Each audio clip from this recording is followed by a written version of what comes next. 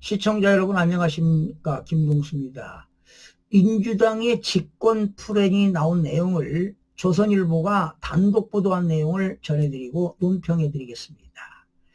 자, 더불어민주당이 집권하면은요, 국군 방첩사령부를 사실상 해체 수준으로 쪼개는 방안을 추진하는 것으로 16일 확인이 됐습니다. 방첩사는 지난 12월 3일 계엄 때 정치인을 비롯한 주요 인사 체포 시도에 개입했다는 의혹을 받고 있습니다. 민주당은 검찰에 대해서도 수사권을 완전히 떼어내 기존 검찰청을 공소청으로 전환하고, 또한 감사원은 국회가 통제할 수 있게 감사 전 승인 절차를 거치게 하는 안을 추진 중에 있습니다. 윤석열 정부에서 눈에 띄는 역할을 한 새 권력기관을 내란의 본산으로 지목해 뜯어고치겠다는 것 아니겠습니까? 민주당 안에서는 적폐청산 시즌2를 위한 밑작업이 시작된 것이라는 말이 나오고 있습니다.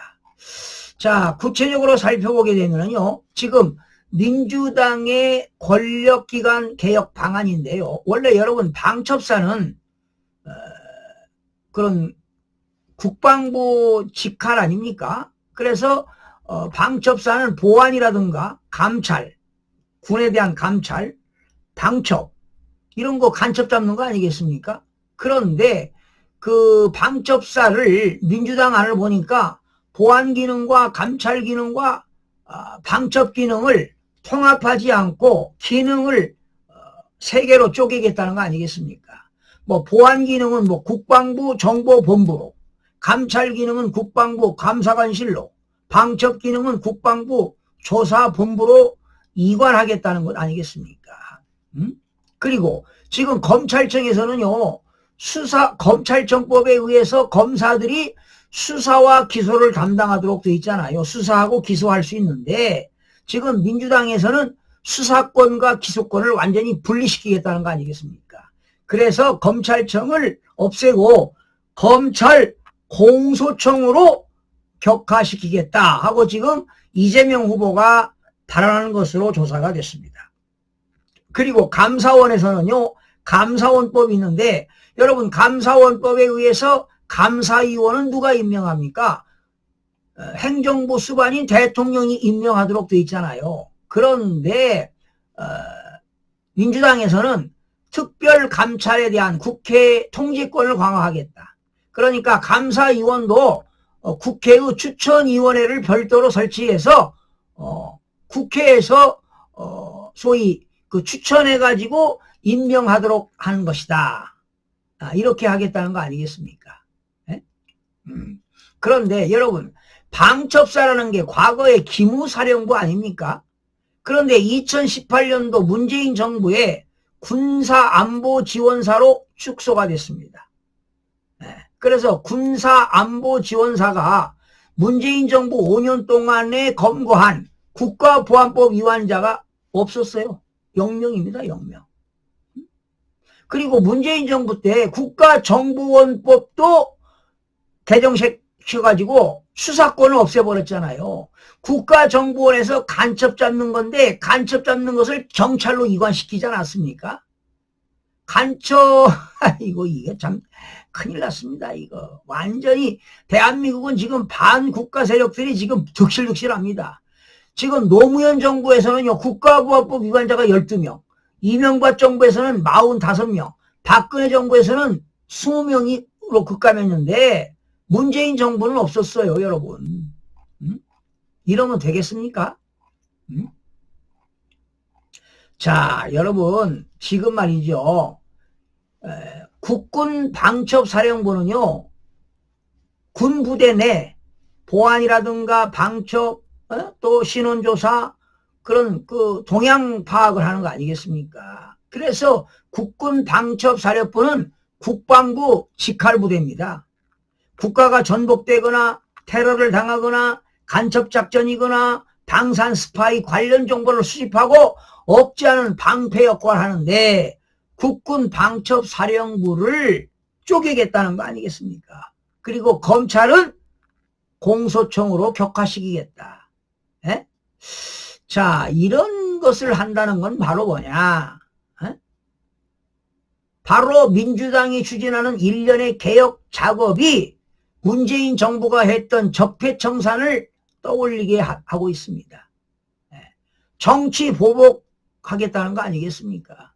그리고 이재명 후보는요, 공수처를 대폭 강화하겠다고 하고 있는데 국민의힘에서 나경원 의원 같은 경우는 공수처를 폐지해야 된다고 하잖아요. 제가 그 당시 그 공수처법 어느 의원이 발의했을 때 내가 이 칼럼을 쓴 기억이 있는데 2017년도 18년도에 여러 번 썼는데요. 지금 이 검찰에서요, 수사 기소권을 분리해가지고 검찰청을 검찰 공소청으로 격화하겠다고 하는 거 아니겠습니까? 에? 결과적으로 검찰의 수사 기소권을 분리하면서 수사 기소권을 모두 가진 공수처는 더 강화하겠다는 게 앞뒤가 안 맞는 말입니다. 그러니까 공수처를 강화하겠다는 겁니다. 지금 공수처에 검사가 25명이잖아요. 근데 민주당은 공수처 검사를 50명까지 늘리겠다는 거 아니겠습니까? 그러니까 한마디로 이런 얘기죠. 말 안 듣는 칼인 검찰은 해체시키고 차라리 검찰청법도 해체시키겠다는 거 아니겠습니까? 응? 그리고 말 잘 듣는 공수처 칼을 휘두르겠다는 것 아니냐, 이런 비판의 목소리가 나오고 있습니다. 그래서 여러분, 지금 이재명 후보가 대통령이 되면 정말 대한민국은 크나큰 문제입니다. 자유민주주의 사라집니다. 법치주의 사라집니다. 자유시장경제 사라집니다. 정말로 대한민국이 큰일 났습니다. 이러다가는 전체주의, 사회주의로 갈 수 있는 것입니다. 정말 국민들이 심각하게 고려해서 소중한 한 표를 행사를 해야 되겠는데, 문제는 중앙선거관리위원회가 부정선거를 또 할 거란 말입니다. 마지막 대대적으로 할 거예요. 최하 이재명 대표에게 무려 가짜 득표를 300만 표에서 많게는 500만 표까지도 던져서 당선시키려고 아마 수작을 부릴 거라고 봅니다.